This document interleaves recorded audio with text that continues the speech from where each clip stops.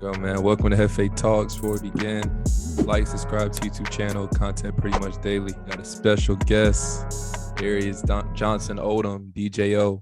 Man, how you doing? Man, I can't complain, man. Back over here in France. So I really can't complain. I'm enjoying it. I'm playing, getting to play the game I love. So Hella shit I wanted to cover with you.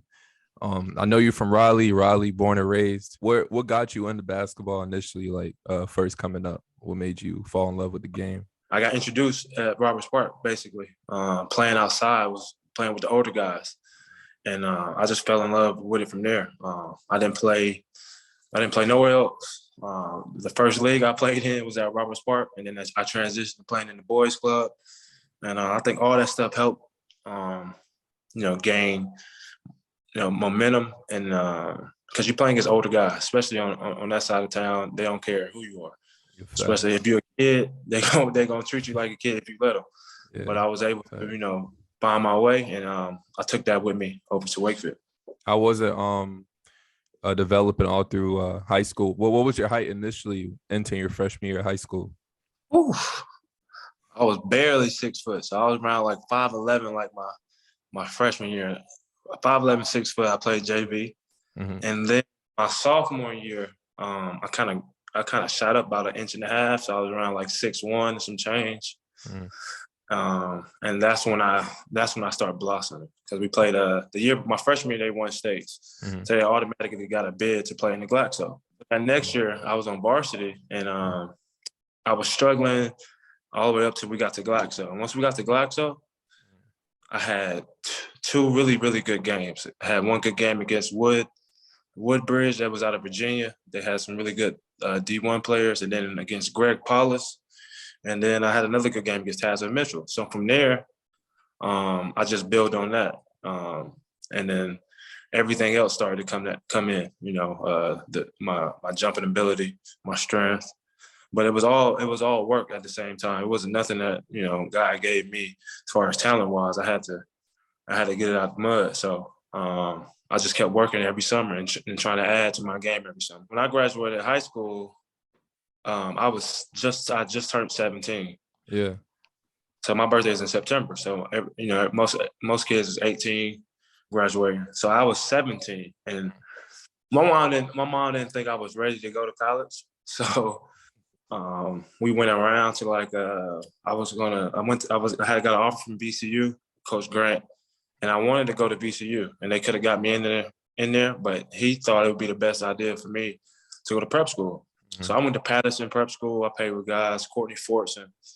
I played with really talented guys, Chris Turner, rest in peace. Some other guys, when I got there, it was like 30 guys. And I'm talking about 20 going D1, high major. So I'm like, ain't no way. ain't no way. But I had to continue. I ain't had nowhere else to go. Yeah. So I finished up at prep school.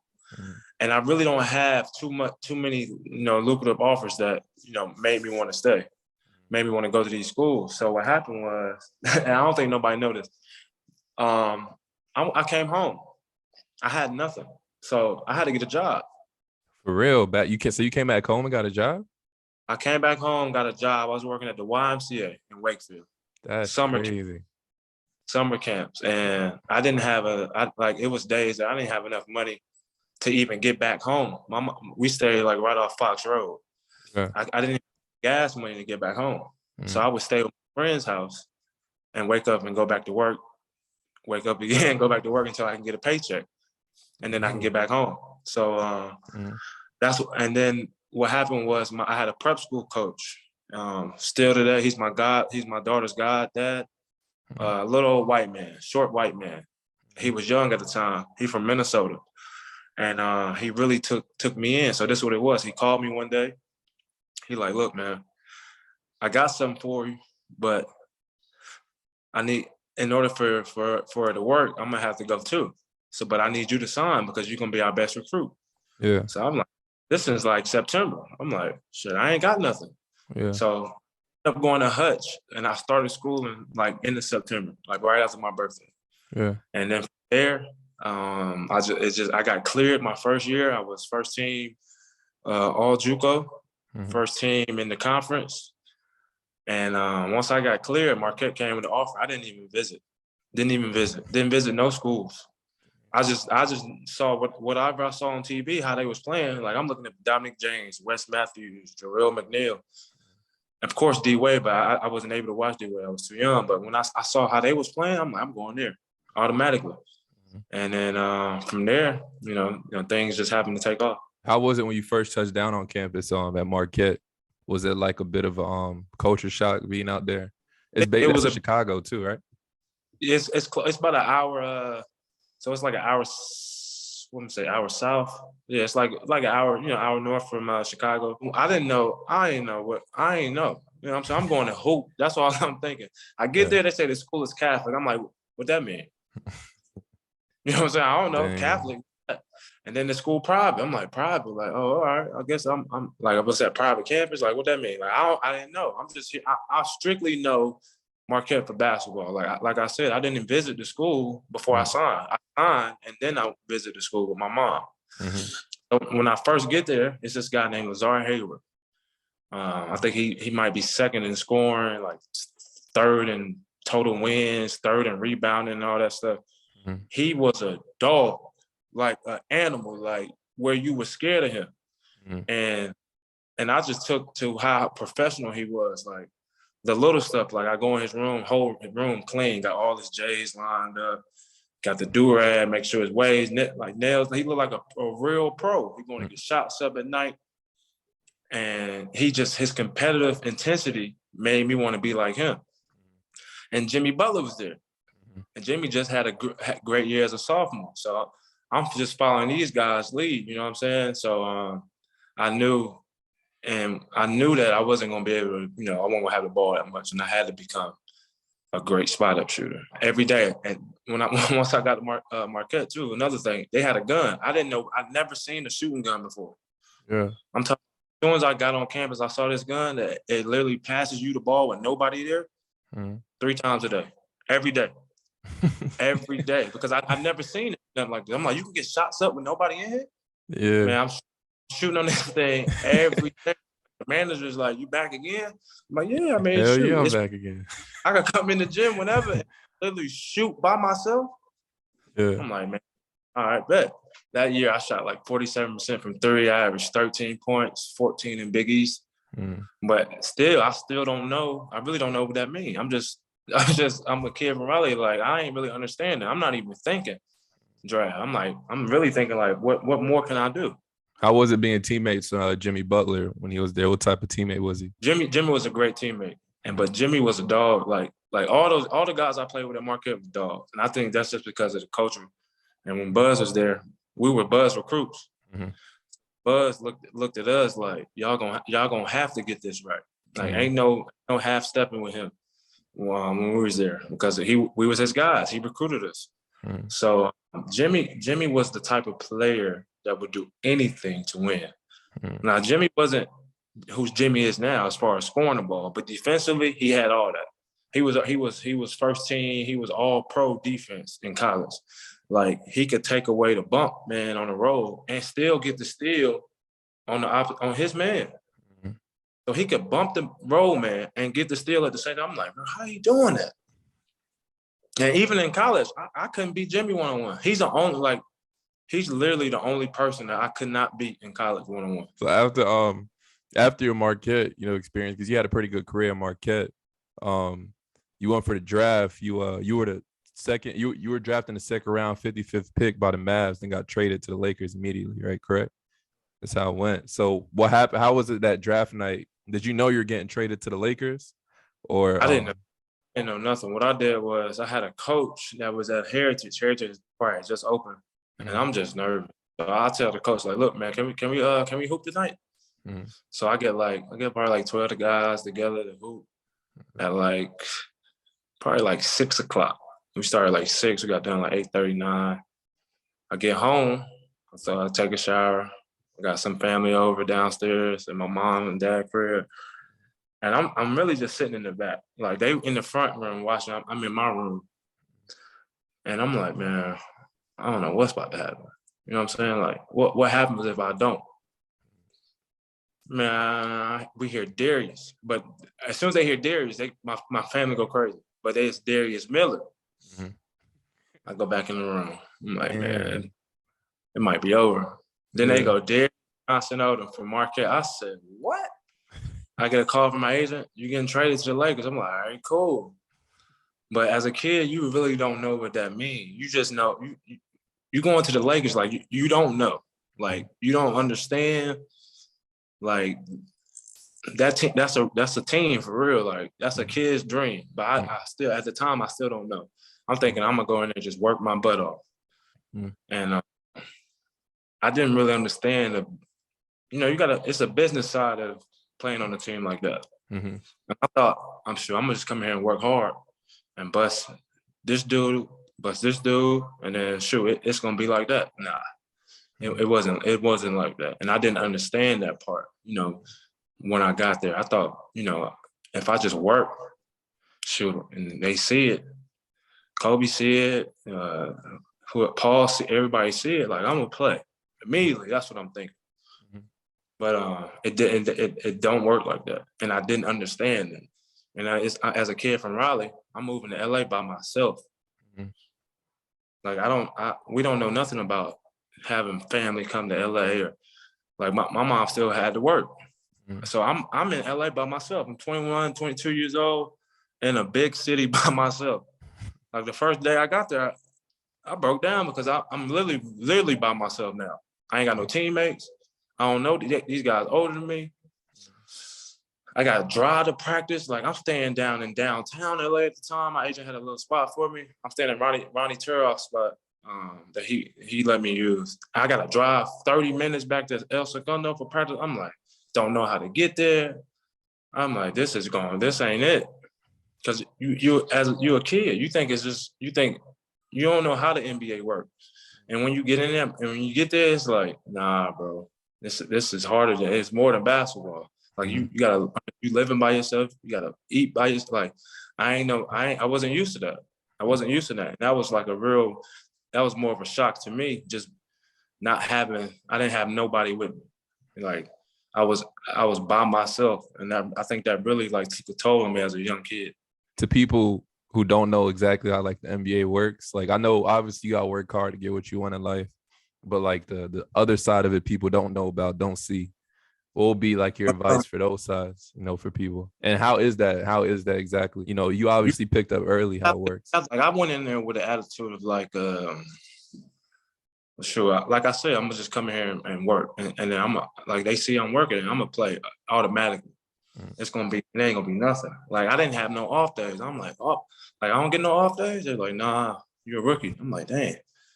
Like you are treated different until you are able to really prove yourself. And I wasn't patient enough at all. Like because I really thought like I was doing more than enough. And I just wasn't patient. I wanted to play. I thought I should play. I thought I should be playing in front of certain people that I was killing every day in practice. And it wasn't like that. I just wasn't patient enough. You have to be patient. And I didn't wait long enough in my eyes, It's also a business side of it. You can't immediately be who you are naturally on that stage. So you have to take a step back as far as who you are as a competitor, maybe as intensity, but you always got to stay professional. And it was times where I was like, man, like they was trying to have me do some rookie, like wake up at 5 o'clock in the morning, drop the bags off, and don't be late on the bus type stuff. And I had woke up one morning and I had to drop the bags off, and I must have dozed off. And I remember like it was yesterday. I sprint down to the bus, Kobe on the back of the bus, like, oh, y'all might as well get rid of him right now. For real? I said, oh man, I've been doing all this stuff. Y'all had me up all night. I'm doing rookie stuff for certain people all night, throughout the night. Yeah. So once I get in the locker room after shooting around, Kobe let me know, like, look, man. Like he tell me, like he let me know, like, look, you gotta be on time, da da da da da da. But he called me out, but he also did have a one-on-one conversation where he was letting me know, and I gained respect from that. But you still, it's certain things you just have to understand. You're not gonna know it, especially if coming. Like for me, I was coming from Raleigh. My parents don't know about nothing. They don't know as far as basketball wise. They ain't know about agents. Like I had to pick that my agent through Coach Buzz. Like I had Buzz help me. My parents didn't really understand. Like what is an agent? Like what does he really do for you? So it's a lot of things that you're not gonna understand as a kid, especially if you're not, put in that situation early in life. You have any Kobe stories? Like, how was Kobe in practice when you first Now, got there? people think Kobe Kobe in practice is like he just like who he is in the game. Mm-hmm. Nah, he runs through the offense. He understands. He picks his spots in practice because in the game he already know where he gonna get his shots from. So in practice, you like, dang, is he gonna kill today? Nah, he might have went 4 for 6 all day. Like he might have shot 6 shots. So you like, dang, he running through the offense. You know what I'm saying? He playing patiently. But he's at this time he's trying to understand his spots in this system. I think we had Mike Brown the first year. They were trying to run this Princeton offense where it was all reads. It was ridiculous. Like I couldn't pick up on it for nothing because you have to read what your man's doing on your team. So like let's say I throw it back to Powell and I cut for a screen. No, it's a goggle screen for the opposite guard. Like you had to read what the next man was doing, and he would just read it and just simple play off of it. He ain't trying to go Kobe, and that's one of the things I picked up from him. And like one day in practice, he guarded me, but he ain't respecting like my shot. I go crazy. I have a really good day, and mind you, he has not said my name for like almost a month. He ain't saying nothing. And I think I hit like a game winner, like on an out of bounds play, cutting to the baseline. He was like, "Good shot, oh." Well, I messed with that. I like that. So like that was one of the things that stood out for me. Like he ain't gonna respect you until you show him. You had to really show him that who you were. I remember coming in, I tried to play him one-on-one. He's like, "You ain't ready to play me." Like, he's just waving me off type. I tried to play him every morning I saw him. So, because I had to be like the first one to the gym. By the time I get there, he already in a dead sweat. Damn. Let me see if I can get a little one-on-one game with him. He ain't going. You ain't ready. He never let you get one ever? Never let me. Never let me get one. And I used to have to guard him in practice. Yeah. He wouldn't do nothing. Like he would just play like according to what the offense was. And I would try to antagonize. I wanted to see it. As a kid, you want to see it. They ain't gave me nothing. You played they moved you down to like the G League. I know, like with everything going down. And you were like the best player on the G League team for some time, like for the Lakers. So how was that experience? Like how did they tell you was getting moved down? And then what was your mentality when you initially got there? Well, back then it's way different now. But back then they would put a letter. You get like a little letter letting you know like you got G League practice at this time. You got a game this time. Want no text message. Like it was like I said, it was business, and they let you know. So I might have I might come in for Lakers practice at 11. We got breakfast in practice facility like 9. Of course, I gotta get there before everybody else. So I get there like 8:30. Eat. Gotta hit the weight room because they was keeping track of how many times you lifted during the week. Like you can't be the rookie and you can be in the middle or at the bottom pat. You gotta be top 3 at least. So I'm lifting probably twice a day, just so I can stay at top. And then I'm working out and then I practice. Then I come in the locker room. You got G League practice today. So go back to the crib, come back for practice. Then you might be down there, you might practice, game, come back.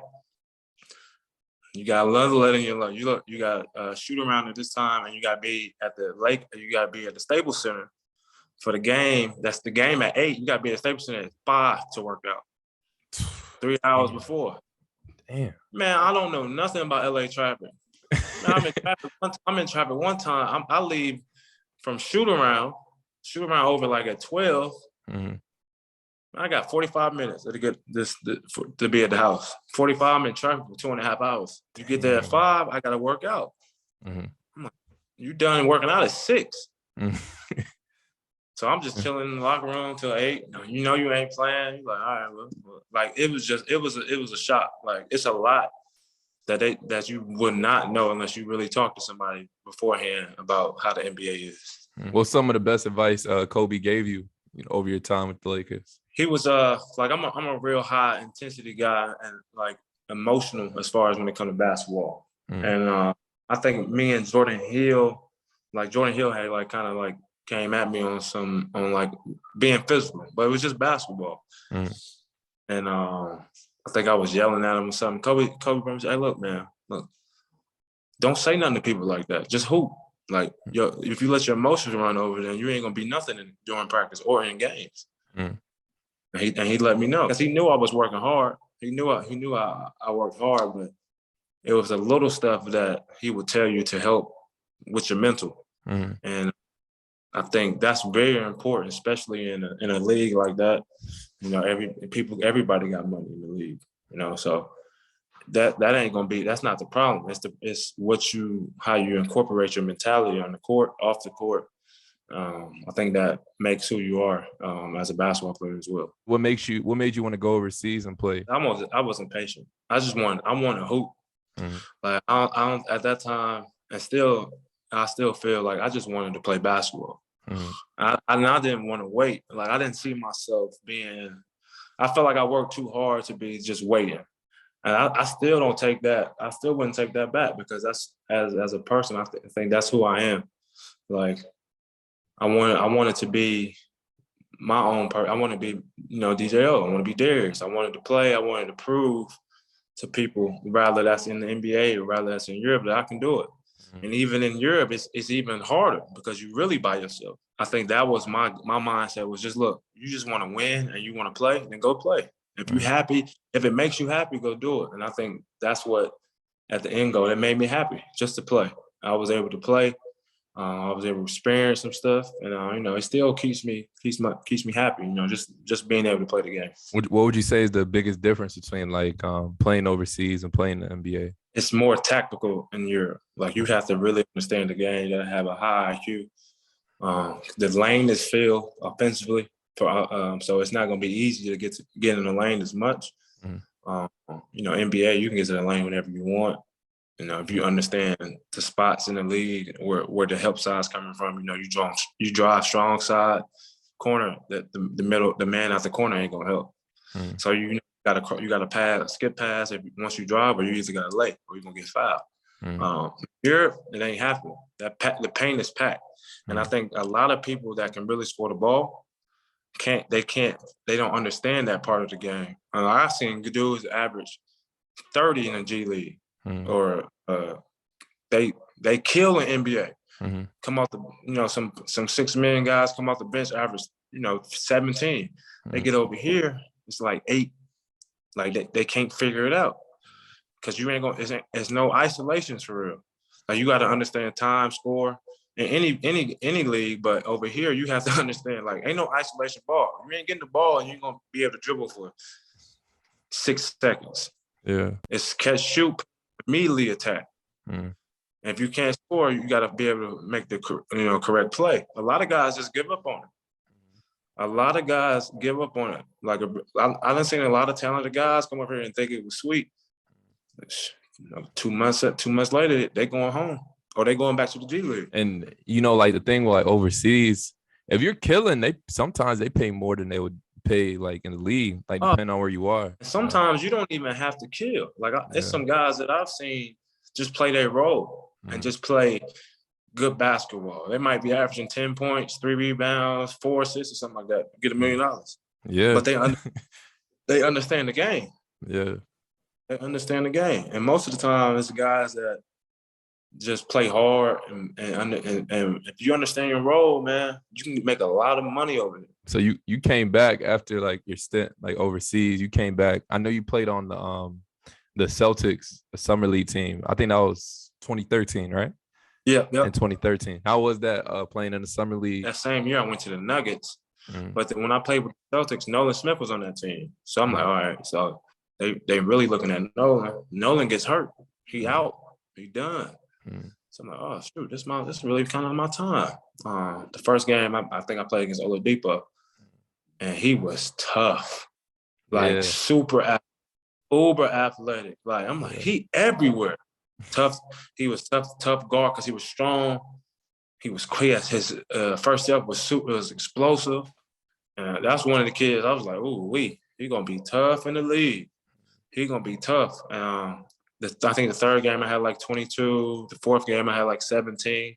So the last two games I really found myself. But then when I got to the Nuggets, I was able to play point guard.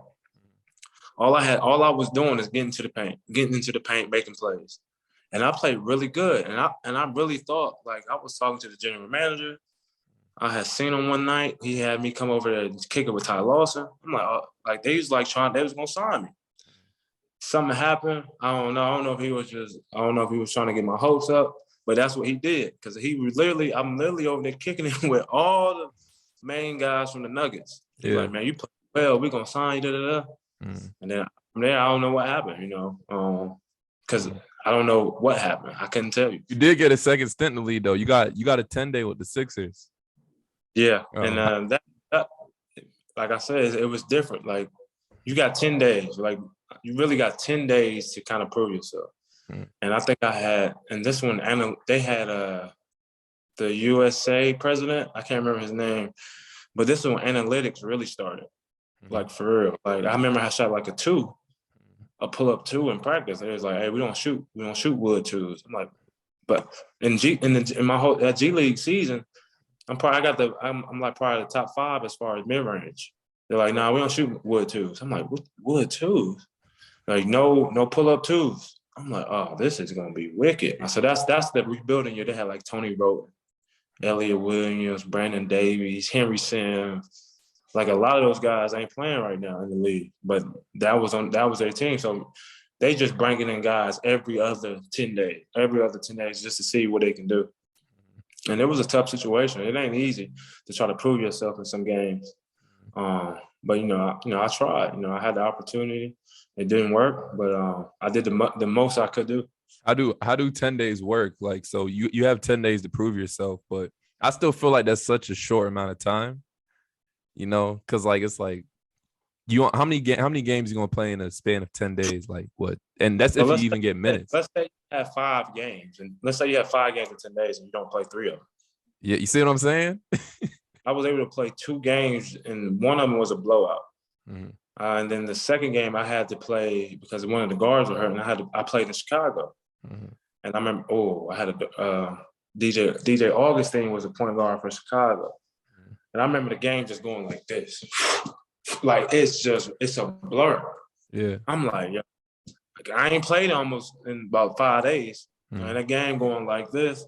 I'm out there. I'm looking. I don't know what to call. I'm like, oh, no. It's like it was just everything happened so fast. And you have to be ready. For the guys that can be ready in those days, they got a chance. But it's not as easy as what people think. So like with the 10-day contracts that they give you. So when they initially give you the contract, when the contract is up, how soon do you know if they're gonna like keep you for the remainder, or if they're gonna give you a second 10-day, or how does that work?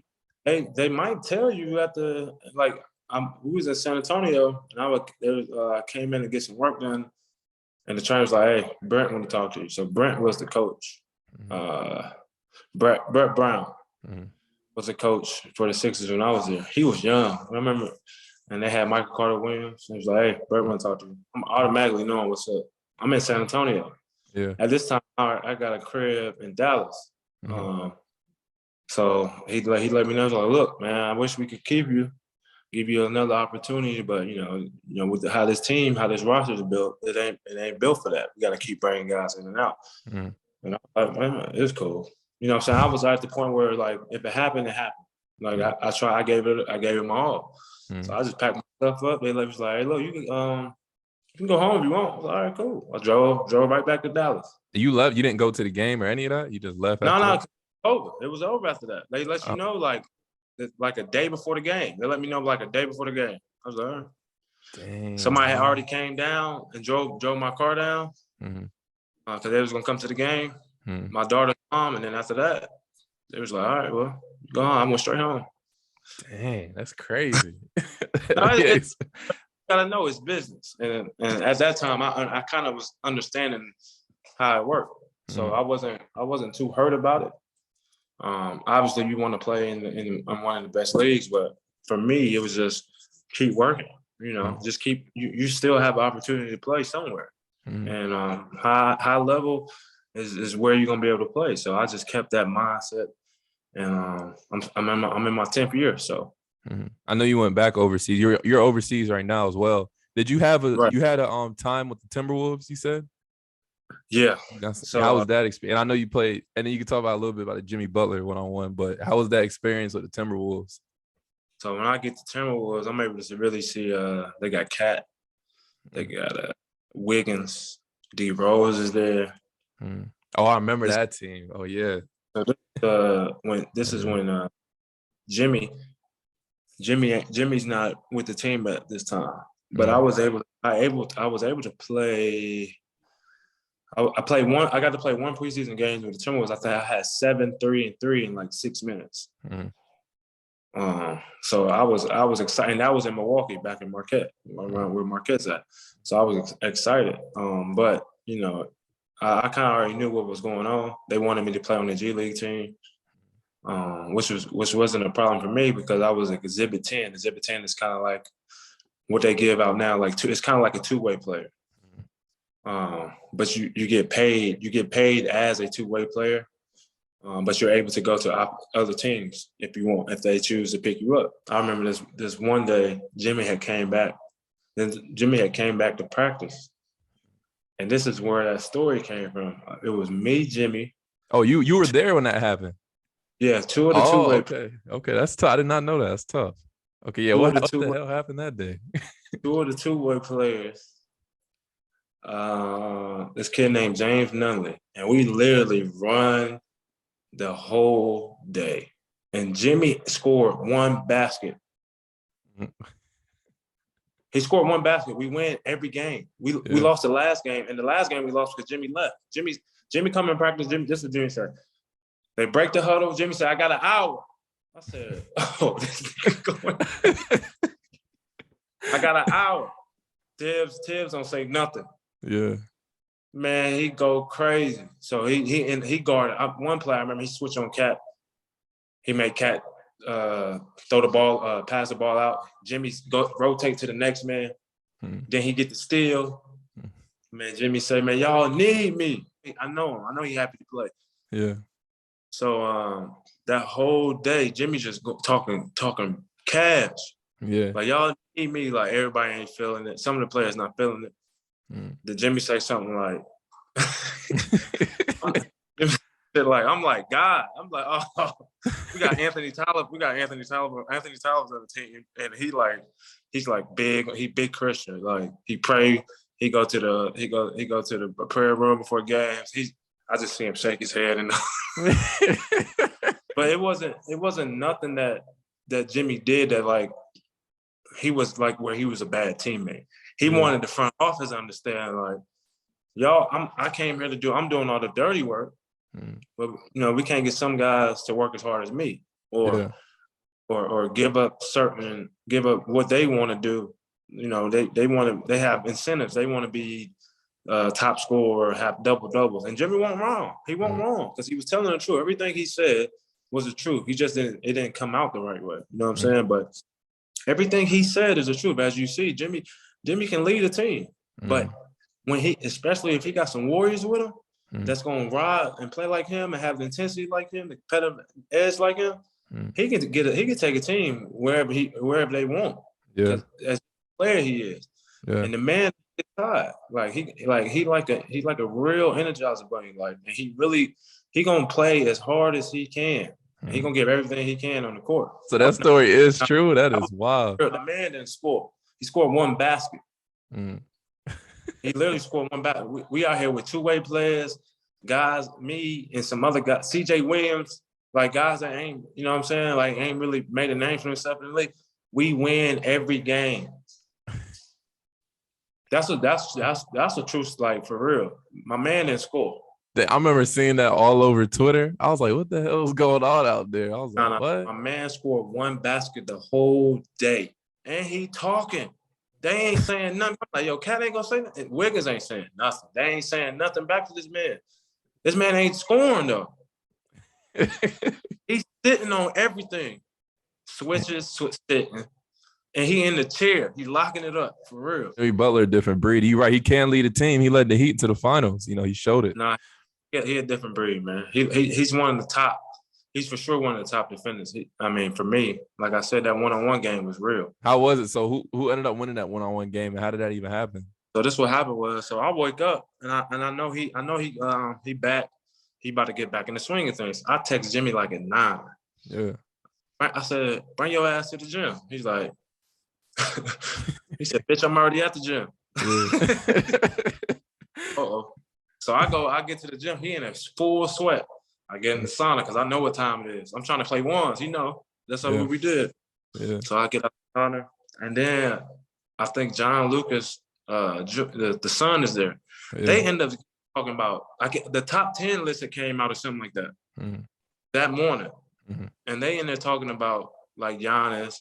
I think Jimmy was like 12th or something at this time. And Jimmy's like, man, I'm better than him. I don't know exactly what player that he was talking about, but I remember John Lewis like, I don't know, Jimmy. And then I'm like, man, I don't know, Jimmy. Man, we get to playing one-on-one, right?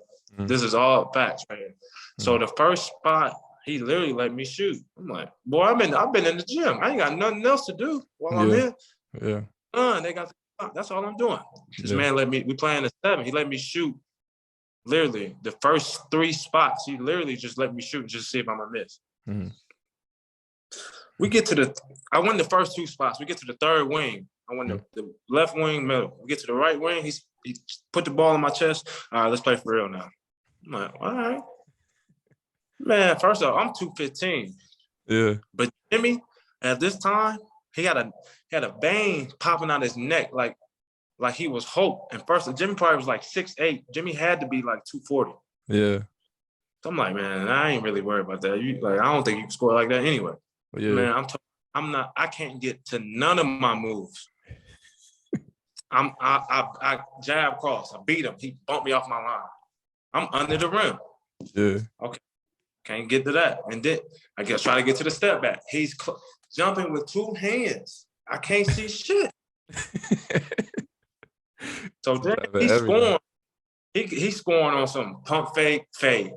He dribble, pump fake fade. I'm like, all right, that was tough. I'm like, Jimmy, shoot it. You can't shoot. He was like, I can shoot. Man, that man beat me 7 spots to 3. Damn. Like he made me really feel like I was a kid. Cause I couldn't get to nothing. I couldn't get to none of my, like, you know how you got moves like, I know I'm gonna knock this down. Yeah. Nothing. Then the trainer like, look, DJ, you just gotta go. Like, you can't play with Jimmy. I'm like, you right. Like, if you try to set him up and like he closing into you, like he's taking up the space, and then he's strong. So once he take your space up and you try to beat him, he can just ride you and push you off your line. I think I'm a pretty strong guard. I couldn't get to nothing. He taking the bump. I'm really literally trying to run him over now at this point. I'm so mad. So one time I get him off his line, and I really dip my shoulder and try to run him over. I've hit him, but I'm already under the rim. I can account for the people I lost to, and I only remember Jimmy. Man, he gonna have Kobe stories by the time his career over. He's a mad man. I went home. I don't think I ate. Till dinner time.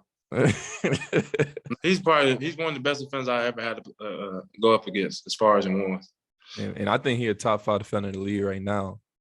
He's top 5 defender. He played like now he it ain't about him being old, but he know how he pick his spots. So let's say they play the Hawks. Like he ain't gonna guard Trae Young off the rip like he was used to when he was younger. Yeah. Like all right, fourth quarter, he gonna sit. It's gonna be he gonna make it hard for him. Like he all about having you make tough shots, especially for a 6'8" guy, still athletic, strong, can still move his feet. You pick his spots now, which is smart. So He for sure top 5 defender. So after the Timberwolves was up, what made you want to go back overseas again? Just because I had the experience, I knew how to play, especially where I was going back to Italy to a very prestige team. And I at that time, at this time, I was missing playing overseas. Mm. I had friends in Italy. I had a teammate. I had some close friends that played in Italy. Mm. I loved Milan. Most of the time, where I was at, Milan was probably an hour and a half away. And I think I had got more accustomed to the European lifestyle. Mm-hmm. You know what I'm saying? Like when I still today, like when I come home, I can't eat like I would if I was in the States. Like I can't eat certain stuff doesn't, appease to me. Like I think I might have ate Zaxby's like maybe once last summer. Like Bojangles probably once, Cookout probably twice. Like it ain't the same. Like it doesn't taste the same. Like and when you don't have it for 10 months, you get accustomed to eating more healthier food. Mm-hmm. And I think the lifestyle I just got accustomed to. And once you get accustomed to it, it makes it's a lot easier. Saw in July this was like a year and a half ago, a basketball tournament, and I think the reward of it was like $1 million or something like that. Yeah. What so how'd that happen? Like how'd you get in that tournament, and then what was the experience? Marquette always usually have an alumni team, and I played the first 2 years with him, and then the next year Boogie had asked me to play with his team. Wait, which like? Yeah, well, I think Boogie team was TMC or something like that, and we got me, Pierre Jackson, Quincy Miller, Isaiah Austin. I'm like, yeah, this is gonna be easy, man. We end up losing to like overseas elite, but the next year Marquette, like, look, DJ, like you gonna play? What's up? Like, come on, this man. was Eric McCollum, overseas elites with Eric McCollum. Yeah, we lost Eric McCollum team. Well, Eric didn't even play that year. Eric didn't play that year. Okay. They had like Pargo, DeAndre Kane, Burrell, DJ Kennedy. A lot of St. John's guys. So we lose that year. The following year, they asked me to play. I'm like, all right, I'm gonna play with y'all, my guys. Like they ain't show no hard feelings for me not playing with them the year before. So my man, one of my closest friends, his name Maurice Acker. He like, man, DJ, come on, man. He from the shop. He like, come on, G. Like, you need to come on and play with us, G. Come on, Joe. I'm like, all right. He's like, look, man, you play. I'm telling you, we're gonna win. I'm like, all right, we'll see. So we ended up having mini camp at Marquette for like 2 weeks, which is vital. Like you have to practice for TBT. Like you can't just think you're gonna run in there with talent and win. We have some practices, some good days, some training camps. We get to the bubble and we rolling. You know what I'm saying? I'm rolling. We rolling. I'm coming off the bench. And then we get to the championship game. My man Travis Zena sealed it up, and I was able to hit that $1 million. Everybody got a nice piece of change. So, for guys that wasn't playing overseas anymore, I was really happy about that. Like my man Maurice wasn't playing. So for me to help him to win that money for his family, I was more ecstatic about that. Like everybody I have on, I ask 5 questions. If you don't want to answer a question, just wave it. These aren't easy questions, by the way. These are some hard questions. Yeah, all right, let's do it. Who do you think is the best PG to come out of NC? Steph Curry is born in Akron, so you can't pick him. CP. Chris Paul? Yeah. Okay, that's a good pick. Okay. All right, you're playing the 96 Bulls. You have to pick 5 players, like a lineup to play the 96 Bulls, but you can only pick California and NC players.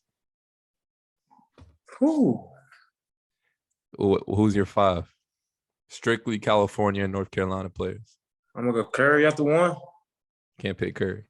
Can't pick Curry. Can't pick Curry. Born in Akron. 96 Bulls. Yeah, tough. I saw this on Twitter. I was like, my first pick was Curry, and then there was like, oh, Curry born in Ohio. Like I was looking at the quotes and threads on Twitter, and I was like, damn, he was born in Ohio. I mean, he's still NC, but I mean that takes away from the game. I'm probably go John at the 1. All right, John at the 1. Okay. I'm gonna go Harden at the 2. Oh, that's a good pick, Harden. DeRozan at the 3.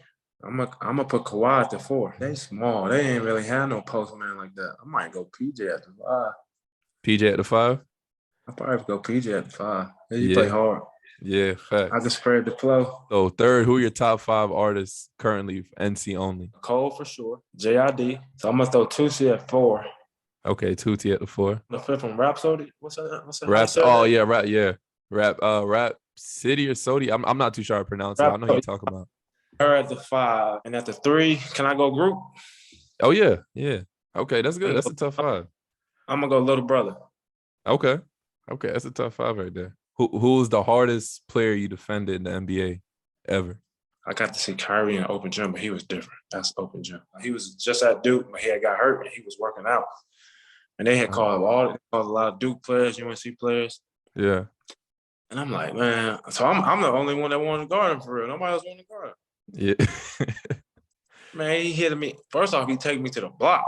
He already had the half spin, spin, fade. I'm like, oh, that was tough. He come down, hard hezzy, but it's like a hezzy that one knee the knee went high then low. It just kept getting lower, lower. Bang. I'm like, oh shit, this is different. Yeah, probably Kyrie. And that's in like some really getting to see him in open gym.